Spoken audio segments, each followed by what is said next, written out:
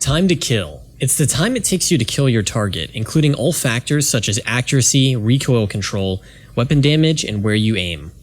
Crouching will always give a faster TTK than standing, but does the more accurate M4 overtake the AK-47 beyond a certain range? What about tapping versus spraying?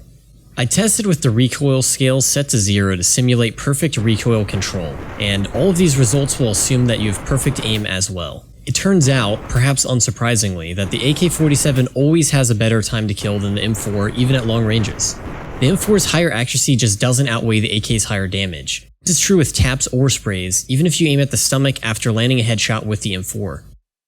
Spraying is always better than tapping with the AK-47 and M4 at every range, even after the latest patch. It's interesting to note that even at 2,500 units, the average shots to kill with the AK-47 during a full spray is about 3.5. This is because, although the total area that a bullet can land gets much larger than the target, shots are still concentrated toward the center of the crosshair, so landing a headshot is very likely.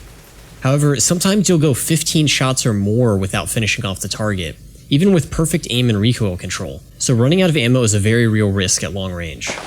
And in case you're wondering, the SG-553 does even more damage than the AK and is even more accurate than the M4, so that rifle has an even more dramatic advantage while spraying. Aiming at the body instead of the head never gives a better TTK unless a body shot is all that's needed to finish off the target. Where TTK gets interesting is the pistols. While the rifles have such a low firing inaccuracy that spraying is always better than tapping even at long ranges, the pistols I tested have a range in which tapping actually becomes more effective. Against armor, the USP is better tapped after only 350 units, the Glock at 550 and P250 at 600. The P250 is better spammed all the way up to 1200 units if you aim at the stomach after landing a headshot. Interestingly, against targets with no helmet, spamming the USP never gives a faster TTK than tapping. This is due to the pistol's high firing inaccuracy and high first shot accuracy.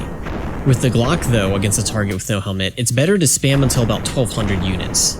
None of this takes into account movement inaccuracy, however. Running has a proportionally larger impact on tapping than spamming, meaning that if you want to run non-stop, spamming becomes stronger. So how does the last patch impact things? For every gun other than the AK and M4, there's no change. For the AK and M4, tapping and bursting have substantially faster TTKs, and spraying has a marginally worse TTK. But tapping and bursting still never overcome spraying for those two weapons. Again, this all assumes perfect aim and perfect recoil control. In reality, you won't have either of those, so you'll have to decide if you think it's worth taking the risk of running out of ammo from going for the faster on average spray, or worth taking the extra time to tap or burst.